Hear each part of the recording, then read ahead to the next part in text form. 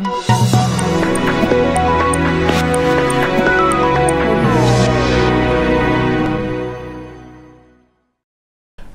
अब तक की तमाम खबरों के साथ मैं हूं सुखवीर। आप देख रहे हैं आपका अपना चैनल भिवानी हलचल।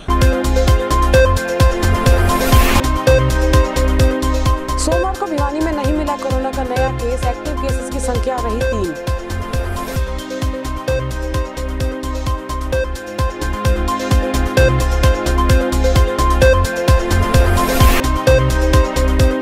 इनेलो विधायक अभय सिंह चौटाला के सम्मान समारोह में महिलाओं का उमड़ा हुजूम।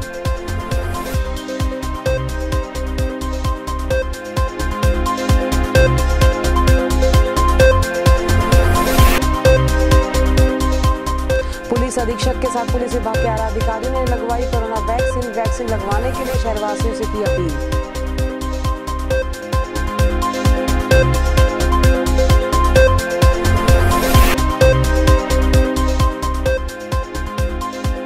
कोढ़ श्राप नहीं, सिर्फ एक बीमारी है, कहा डॉक्टर सुमन ने। बताए कोढ़ से बचने के उपाय।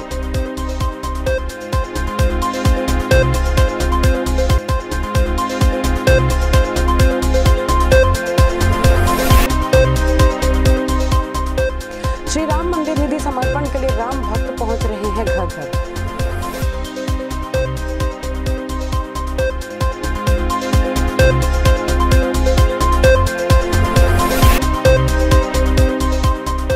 विवाहिता ने लगाए दहेज के लिए प्रताड़ित करने के आरोप। पति ससुर सहित 12 लोगों पर लगे आरोप।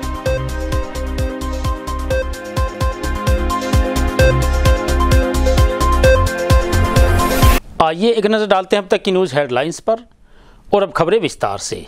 सोमवार को भिवानी में कोरोना का कोई भी नया केस नहीं मिलने के बाद एक्टिव केसेस की संख्या 3 बनी हुई है। वहीं सीएमओ डॉक्टर सपना गहलोत ने बताया कि जिले में अब तक 6,325 लोग कोरोना से संक्रमित हो चुके हैं, जिनमें से 6,177 लोग ठीक भी हो चुके हैं। इस बारे में जानकारी प्रदान करते हुए सीएमओ डॉक्टर सपना गहलोत ने कहा कि जिले में अब तक 6,325 लोग कोरोना महामारी से संक्रमित हो चुके हैं, जिनमें से 6,177 ठीक हो चुके हैं। वहीं उन्होंने कहा कि अब भिवानी में 3 एक्टिव केसेस बचे हैं। उन्होंने कहा कि कोरोना वैक्सीनेशन का काम भी जारी है और उन्होंने भिवानी वासियों से वैक्सीनेशन के बारे में गलत भ्रांतियां नहीं फैलाने की अपील की और स्वास्थ्य कर्मचारियों का सहयोग करने की बात भी कही। सोमवार को निकटवर्ती गांव बाबला में इनेलो के पूर्व विधायक अभय सिंह चौटाला के पहुंचने पर स्वागत समारोह का आयोजन किया गया। इस अवसर पर भारी संख्या में महिला कार्यकर्ताओं ने इनेलो की जिला अध्यक्ष इंदु परमार के नेतृत्व में अभय सिंह चौटाला का जोरदार स्वागत किया। किसानों के दर्द को समझने वाले विधायक ने अपने पद से त्याग पत्र देकर ये साबित कर दिया है कि ताऊ देवीलाल के नक्शे कदम पर चल रहे हैं। ये बात इनेलो महिला विंग की जिला अध्यक्ष इंदु परमार ने महम रोड स्थित अपने कार्यालय में महिलाओं को बामला में अभय सिंह चौटाला के सम्मान समारोह के लिए रवाना करते हुए कही। उन्होंने कहा कि जब तक कृषि विरोधी तीनों काले कानून, बिजली संशोधन बिल 2020 आंदोलन के दौरान जेलों में बंद किसान के मुकदमे, उनकी गाड़ियों सहित अन्य मामले रद्द नहीं होते, तब तक उनका आंदोलन जारी रहेगा। इसका कोई भी राजनीति से संबंध नहीं है। ये जो राजनीति के साथ इसको जो लोग जोड़ना चाहते हैं, उन्हें इस बात का आज डर है कि आने वाले समय में लोग आपसे भी त्यागपत्र देने पर मजबूर ना करें। अगर कांग्रेस सही मायने में कांग्रेस आज अगर किसान के साथ खड़ी है तो आज 30 MLA हैं कांग्रेस के। अगर वो 30 रिजाइन करते हैं तो ये सरकार अगले दिन ही सत्ता से बाहर हो जाएगी। अपने इस्तीफा दिया कह रहे कि अगर अविश्वास प्रस्ताव आएगा तो उसमें आपका वोट नहीं मिलेगा। कह रहे कि बीजेपी के दबाव में या मुझे आप एक चीज़ बताओ, भूपेंद्र सिंह हुड्डा आज तक बीजेपी के एजेंट के रूप में काम कर रहा है कि नहीं कर रहा है? सुभाष चंद्रा को किसने जिताया था? वो बीजेपी का मेंबर पार्लियामेंट है। उसको वोट किसने डाले थे? हुड्डा ने डाले कि नहीं डाले? हुड्डा ने अपने बेटे को मेंबर बनाने के लिए राज्यसभा भाजपा से साठ-गांठ करी कि नहीं करी? हुड्डा अगर किसान का हितैषी है तो टोल पे किस लिए फिरा? चिंगू के बॉर्डर पे क्यों नहीं जाता?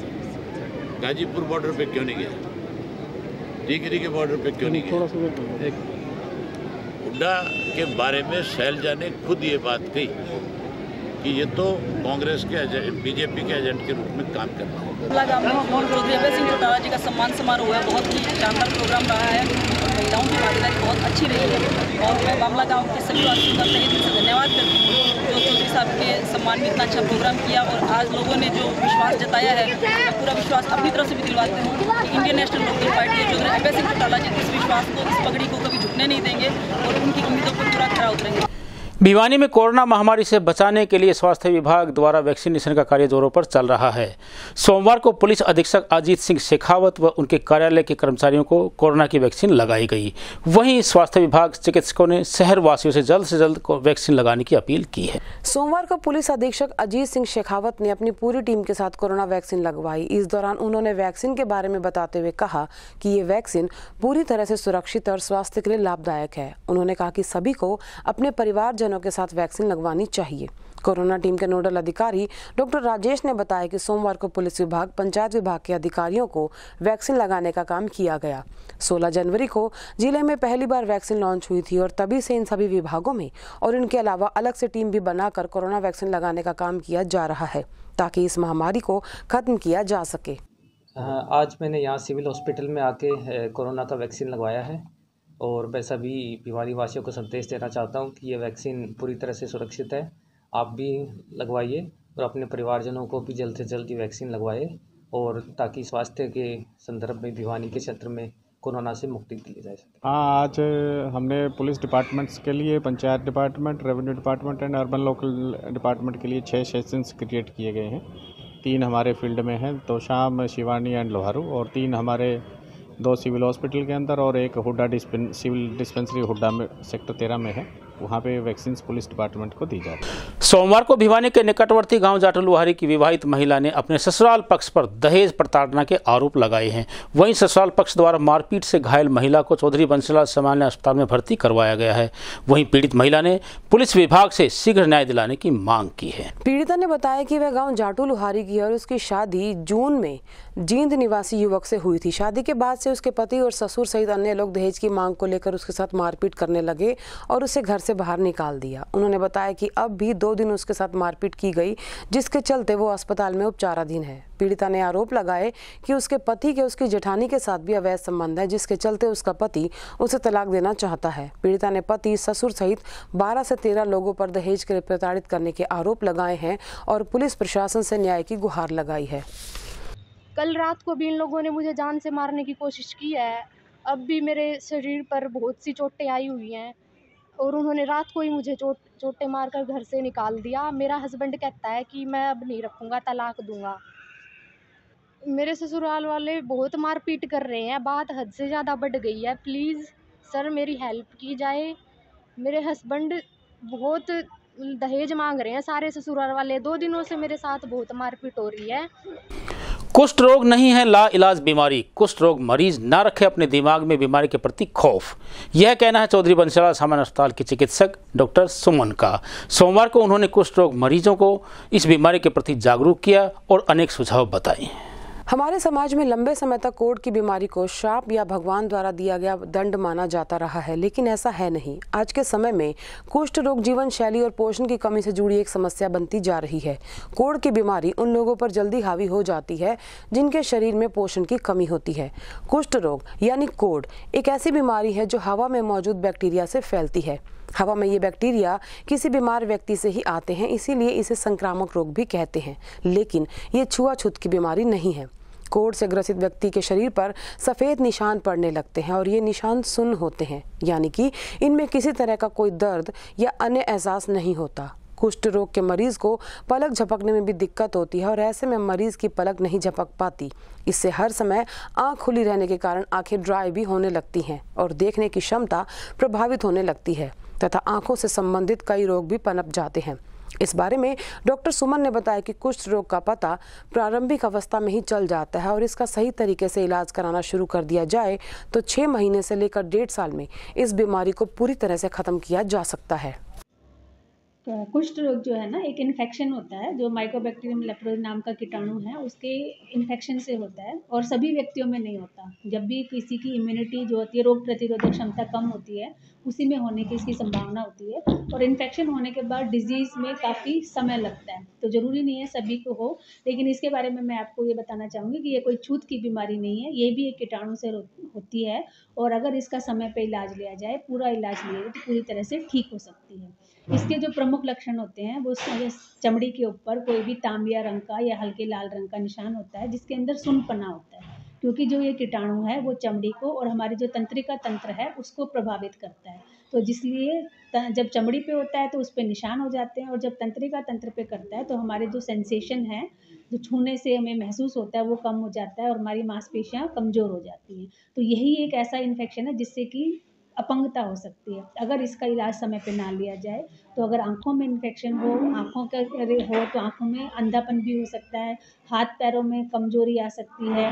इसीलिए हमारा ये उद्देश्य है कि हम लोगों को ज़्यादा से ज़्यादा जागरूक करें कि अगर कोई चमड़ी पे कोई दाग धब्बा हो तो उसकी अपनी जांच करवाएं, क्योंकि जितनी बीमारी को अगर हम जल्दी से पकड़ते हैं तो उसका हम इलाज पूरी तरीके से कर सकते हैं। इसीलिए सरकार ने एक सपना नाम की एक लड़की का वो शुभंकर तैयार किया है, जो बच्चों को सभी जन जागरण को कविता के माध्यम से जागरूक करता है, ताकि लोगों को कुष्ठ रोग के बारे में बताया जा सके।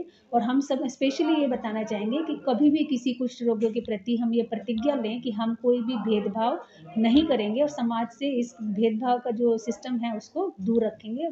492 वर्षों के बाद अयोध्या में बनने वाले श्री राम मंदिर निर्माण के लिए निधि समर्पण लेने हेतु घर घर पहुंच रहे हैं राम भक्त निधि एकत्रित करने के लिए। निधि समर्पण के लिए विश्व हिंदू परिषद व बजरंग दल सदस्य प्रत्येक गली मोहल्ले में पहुंच रहे हैं। 492 वर्ष के बाद शुरू की गई राम मंदिर निर्माण प्रक्रिया के तहत श्री राम मंदिर निधि समर्पण अभियान के चलते राम भक्त शहर के कोने कोने में पहुंच रहे हैं। और इसी कड़ी में हिंदू परिषद और बजरंग दल के सदस्य सोमवार को नगर की रामनगर और जगत कॉलोनी पहुंचे और समर्पण एकत्रित किया। इसके तहत लोगों में भी राम मंदिर निर्माण को लेकर उत्साह देखा गया।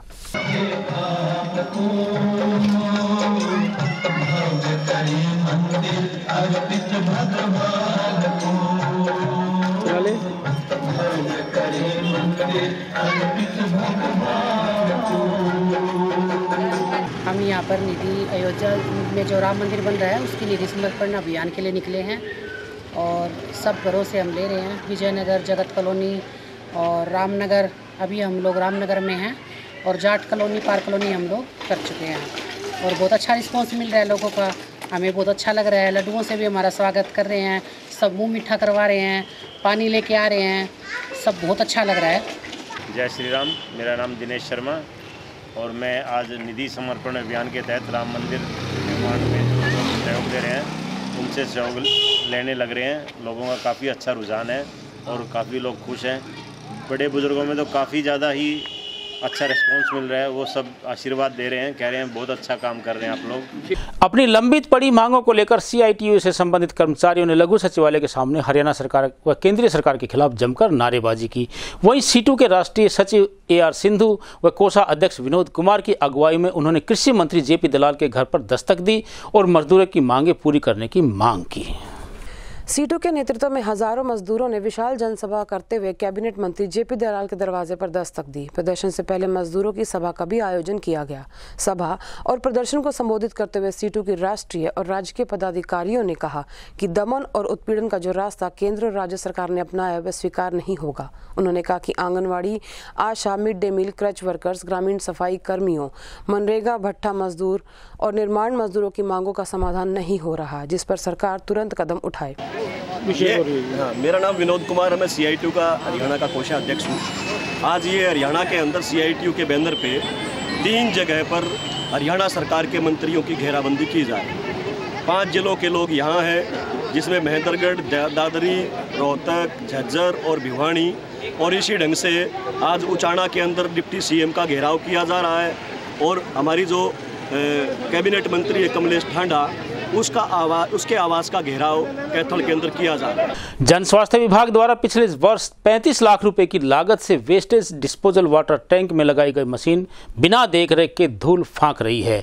वहीं इस बारे में कनिष्ठ अभियंता महेंद्र सिंह का कहना है कि मशीन शुरू से ही खराब चल रही थी, जिसकी शिकायत आला अधिकारियों को की जा चुकी है। पिछले वर्ष Bhiwani wastage disposal water tank में जन स्वास्थ्य विभाग के ठेकेदार द्वारा कचरा अलग करने की मशीन लगाई गई थी। इसकी कीमत लगभग 35 लाख रुपए के आसपास थी, लेकिन ये मशीन कीमत झुकाती नजर नहीं आई और कर्मचारियों की माने तो समस्या आज भी जैसे कि तैसी बनी हुई है। कई बार उच्च अधिकारियों को भी इस बारे में अवगत कराया जा चुका है। ये मशीन एक हफ्ते से ज़्यादा नहीं चलती और अब पिछले 6 महीनों से तो ये मशीन बिल्कुल ही बंद पड़ी हुई है। इस बारे में जब जेई महेंद्र से बात की गई तो उन्होंने बताया कि पिछले वर्ष इसको ठेकेदार द्वारा लगाया गया था, लेकिन ये कुछ दिन चलती और फिर बंद हो जाती। कई बार ठेकेदार को भी लिखित में बताया जाता रहा, लेकिन कोई समाधान नहीं हुआ। उनका ये भी कहना था इससे बेहतर तो मैनुअल है जिससे वे काम चला रहे हैं। और अब चलते चलते फिर से एक नजर आज की न्यूज़ हेडलाइंस पर। सोमवार को भिवानी में नहीं मिला कोरोना का नया केस, एक्टिव केसेस की संख्या रही 3।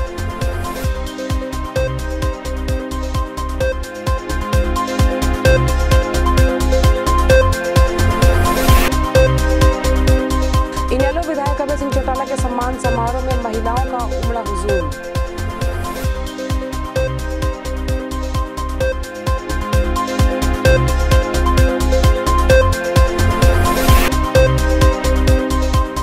पुलिस अधीक्षक के साथ पुलिस विभाग के आला अधिकारियों ने लगवाई कोरोना वैक्सीन लगवाने के लिए शहरवासियों से की अपील।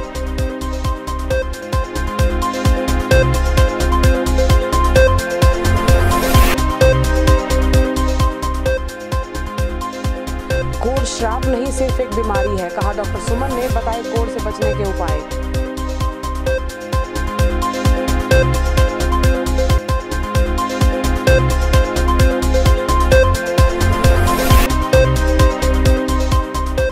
श्री राम मंदिर निधि समर्पण के लिए राम भक्त पहुंच रहे हैं घर घर।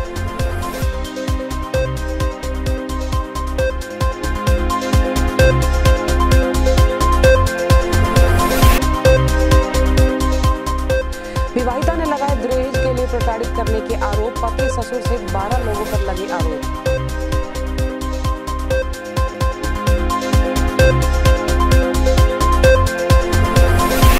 अब मुझे दीजिए इजाजत। देखते रहिए आपका अपना चैनल भिवानी हलचल।